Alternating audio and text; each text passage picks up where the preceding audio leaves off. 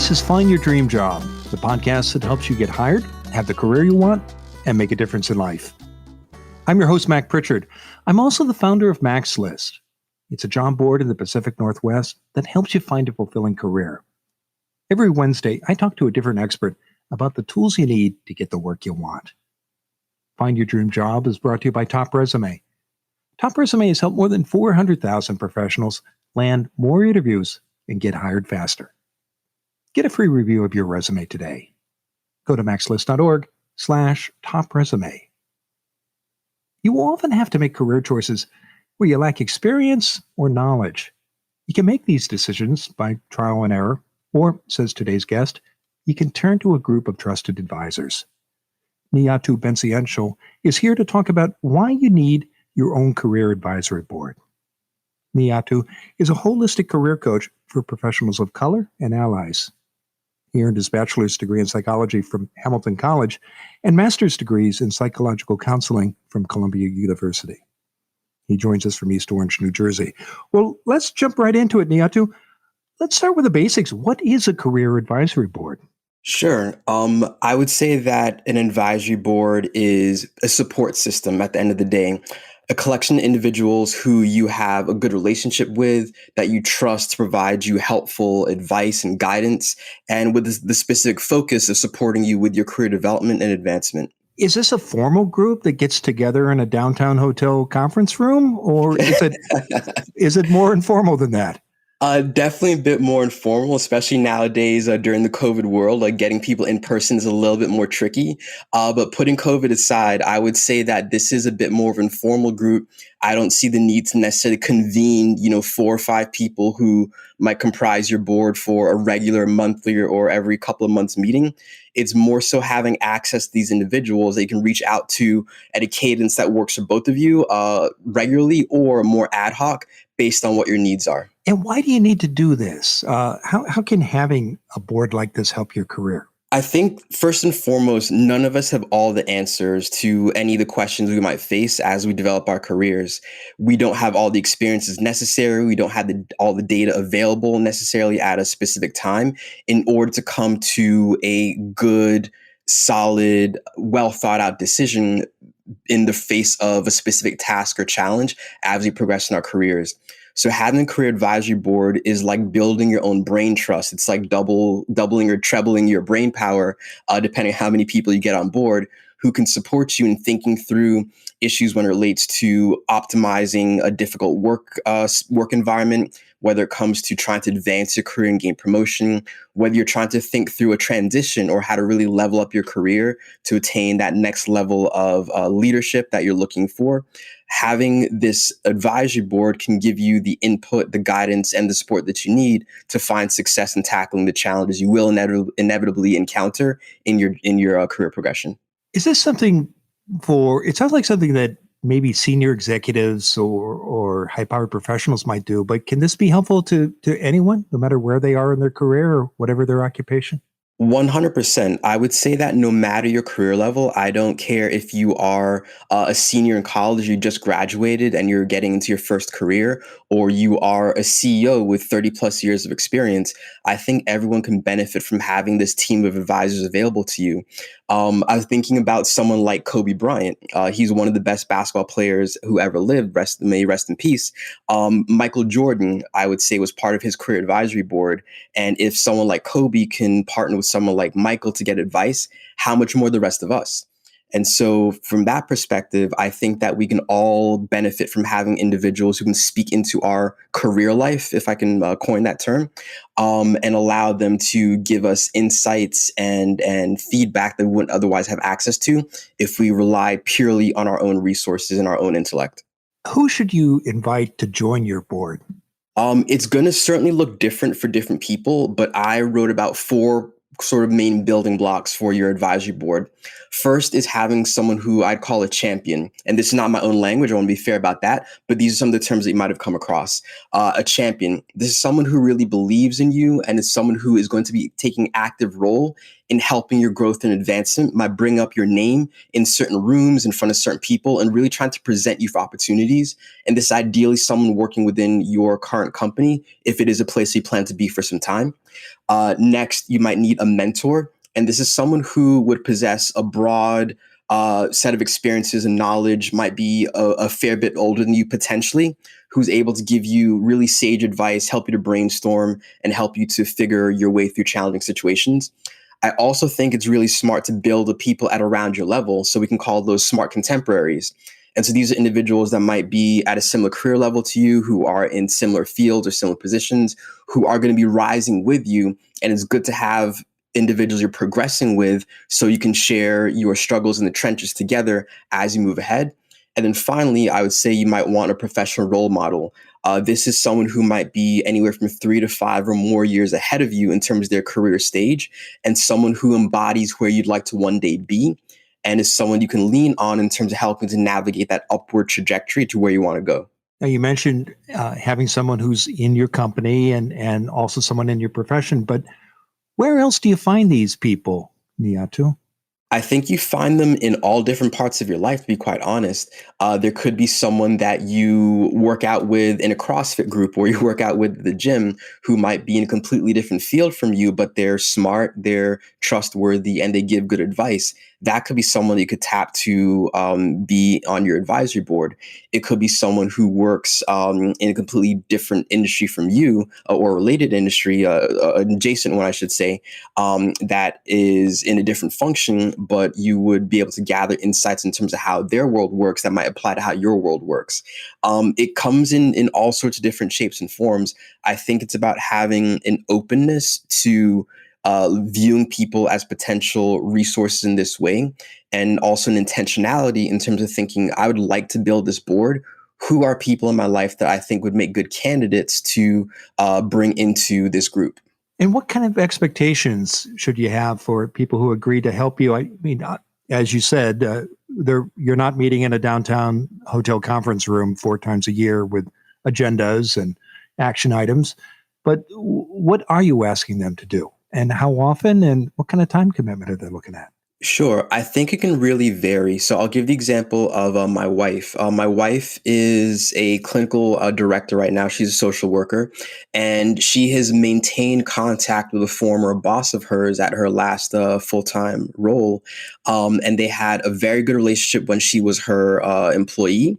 And now that she's moved on from the organization, they both have, in fact, they've stayed in contact and speak regularly, as my wife has recently been promoted to this clinical director role.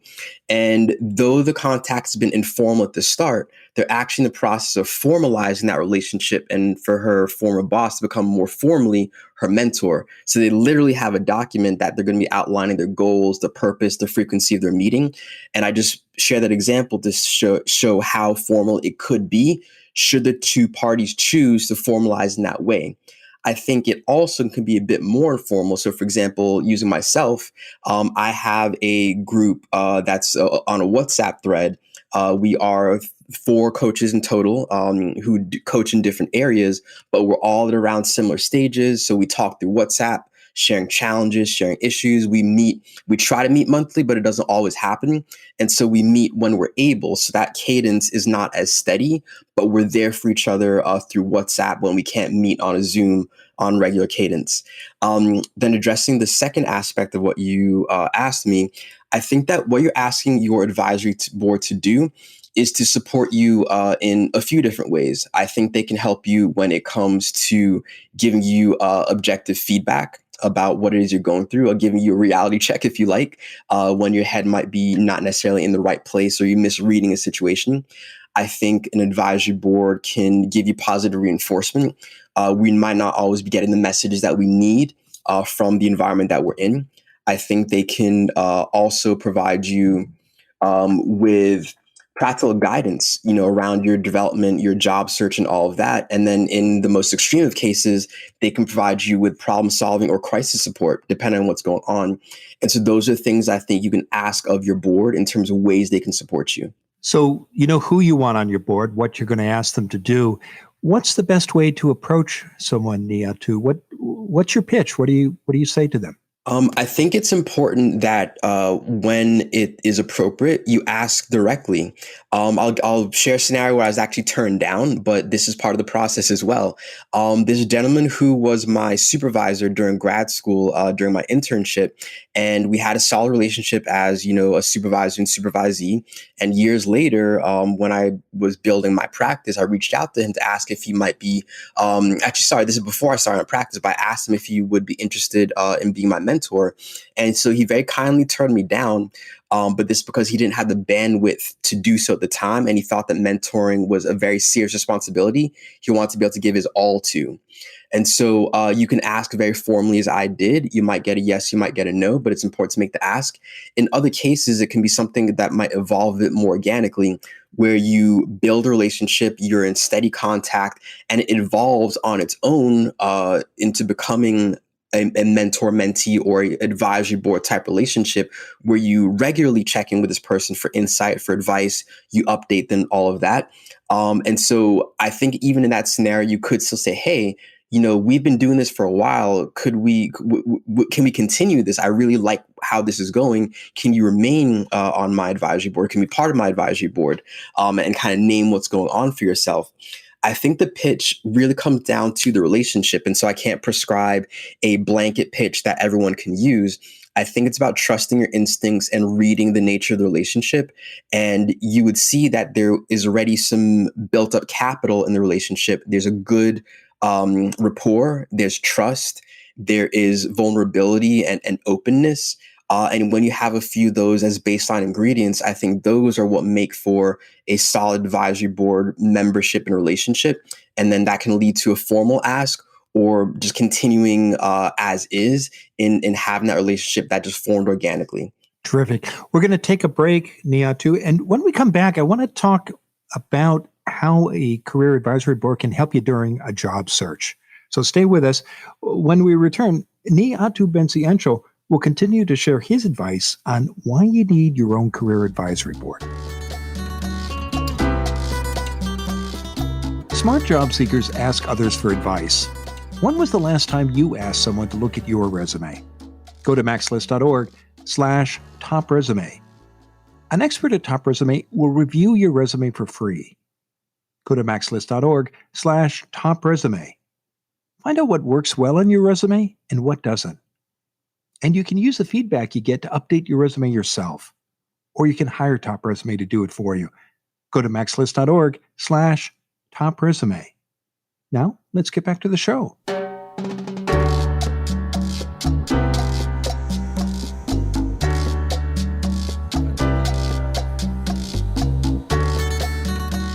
We're back in the Max List studio.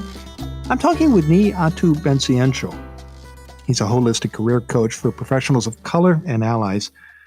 Nii Ato earned his bachelor's degree in psychology from Hamilton College and master's degrees in psychological counseling from Columbia University. And he joins us from East Orange, New Jersey.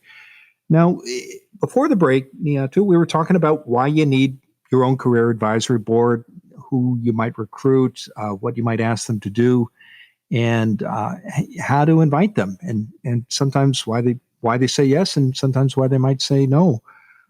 Once you have this board in place during a job search, how can it be helpful to you as you look for your next position?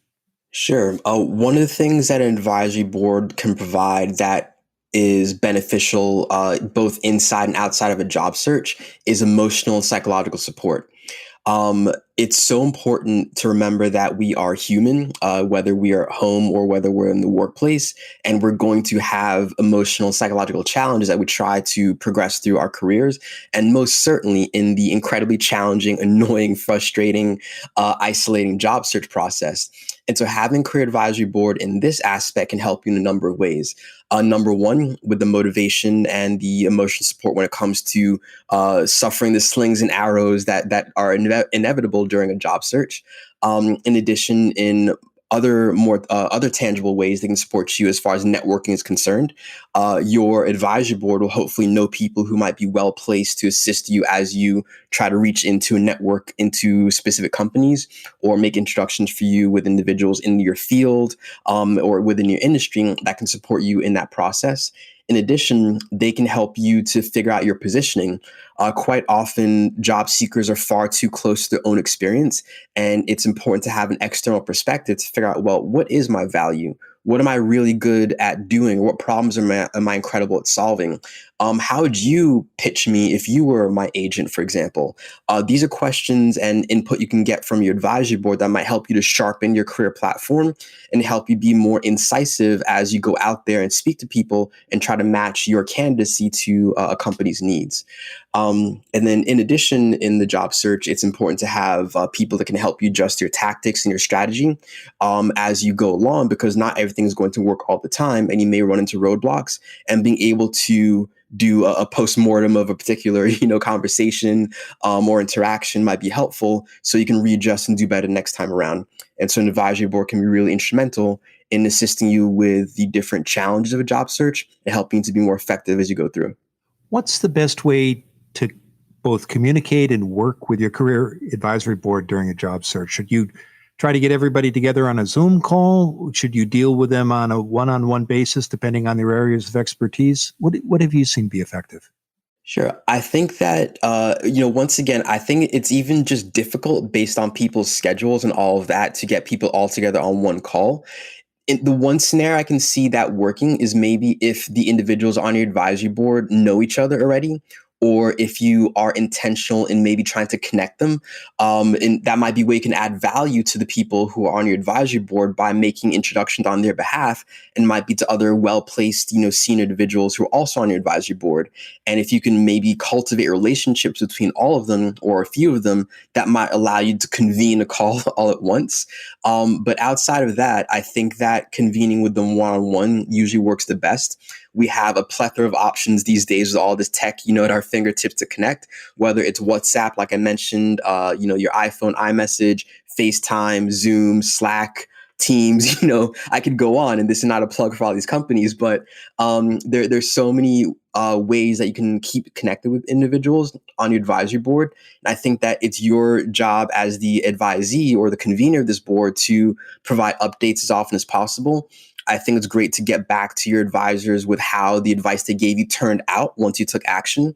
I think it's important to try to add value to them where possible. As I said, providing connections to your own network, sending them interesting articles, giving them heads up about a conference or any other information that they can find valuable. I think it should be an exchange of energy, not just you sucking up their energy and receiving all their advice without ever giving anything back. I'm glad you brought that up. I meet many job seekers who worry, particularly after they meet someone for an informational interview who's given some advice, perhaps some introductions, and they worry, well, I don't want to bother this person. She's very busy. I'll just, I'll let her be. But it sounds like you found it useful to not only ask for help, but look for ways to serve the people on your board too. Yeah, definitely. I was listening to your last episode with Lav Chintapali. I hope I got her name correct. You did. And wonderful. And so I remember her, saying that when you are trying to add value to someone, it just takes a little bit of research. And so she used you, Mac, as an example. If someone wants to build a relationship with you, maybe they could suggest a really great podcast guest that you could reach out to, that they have a personal connection to, and they can make that introduction. That's a way to add value to Mac before you ever ask Mac for anything in return. And so if you get to know the people, well, obviously you know the people and should know the people on your advisory board well enough to try to figure out, what gaps do they have that I can fill. It could be informational, it could be relational, it could be, pick your word. There are ways that you have available to you at immediate disposal to add value because you have value. And so I think the main takeaway is that job seekers should not be approaching, whether it's an advisory board member, a potential one, or a networking contact, with their hat in hand in a very diminished, beggar-like position, pardon my language, but I hope that the idea is coming through.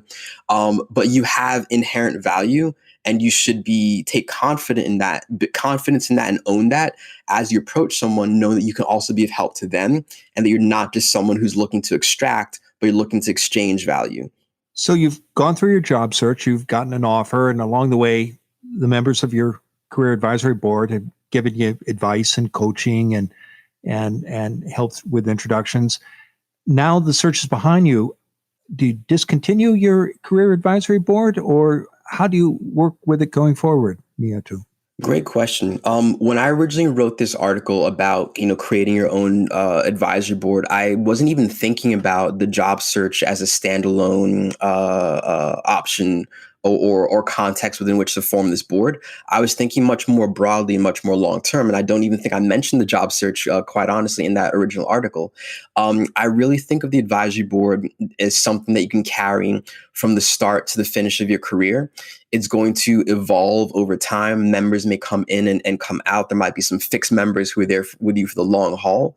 But I don't think it's something that's going to be disbanded. I think it's something that might expand or evolve over time. But I don't think disbanding is a part of the equation at all, because you are going to evolve, your needs are going to evolve, and you're always going to need external input to support you.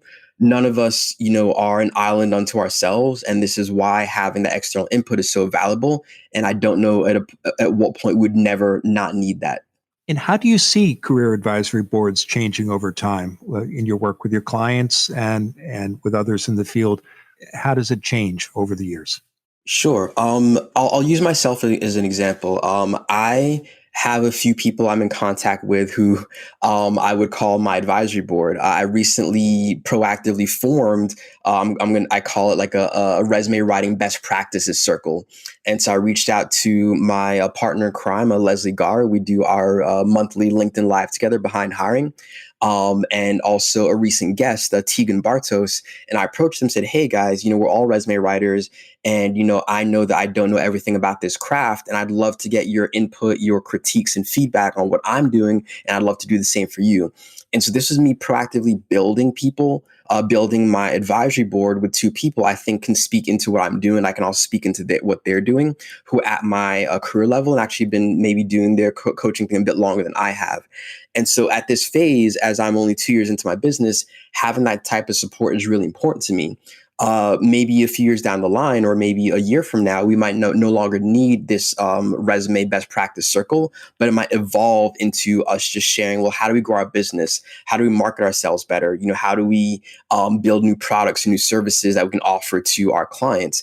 That might be the natural evolution of what our particular advisory board is talking about, because the natural evolution of our businesses as a collective. And so for the individual, their needs are going to change over time. And so the advisory board might, change. Maybe you switch industries and, one or two advisory board members you had are no longer relevant. Not that they're useless to you, but they can't speak into this new industry that you're in because they're not part of it. And so as you progress in your career, I think it's about having a board that can be responsive to your needs at the time. I'm not talking about, doing a reduction in force on your advisory board per se. But, there might be some times where things will naturally progress and change as they do with our friendships in outside of our careers.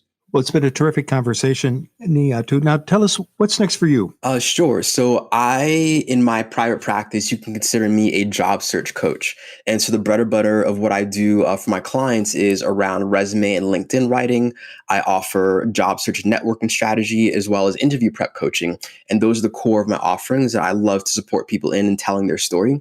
In addition, I'm really excited to say that I'm trying in the process of building a group coaching program. I really want to try and be able to support more people in their job search efforts. And so scaling up my services is about being able to serve at a group level. And that's what I'm excited to be looking to do next, and hopefully launching that in late September or early October, this group coaching program around the job search. I know listeners can learn more about you and your services by visiting your website, avenircareers.com. We'll include a link to your site in the show notes. And I know you also encourage people to connect with you on LinkedIn, and I hope when they do so, they mention the show and how they heard you. Now, Nii Ato, given all the great advice you've shared today, what's the one thing you want a listener to remember about why you need your own career advisory board? I think it all boils down to don't do things alone when you don't have to do them alone. I know that asking for help can be very challenging for different people for many different reasons. I know that men might tend to be, on average, a bit more averse to asking for help. Many of my clients are women, in fact, in my career coaching practice. Women are a little bit better asking for help when they need it versus us guys. But ultimately, it's important to realize that you don't have to do it all alone. And that, again, going back to the first piece, you don't have all the answers. And so it might take a bit of humility. It might take a bit of necessity. But I'd encourage everyone out there to start thinking through, well, where would I start if I was going to build this advisory board? Who do I have easy access to that can help speak into my life, who knows me well, who's got good intentions, and will give me truthful and balanced advice? And this is something that can do you nothing but good as you try to progress your career and get to where you're going. I think if you were to interview a very successful, leader, CEO, they would speak to all the people along their path that have helped them. And so if they can do it, why can't we?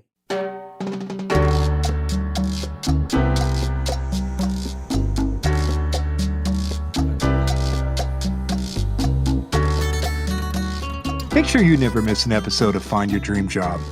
Subscribe to our free podcast newsletter. You'll get information about our guests and transcripts of every show.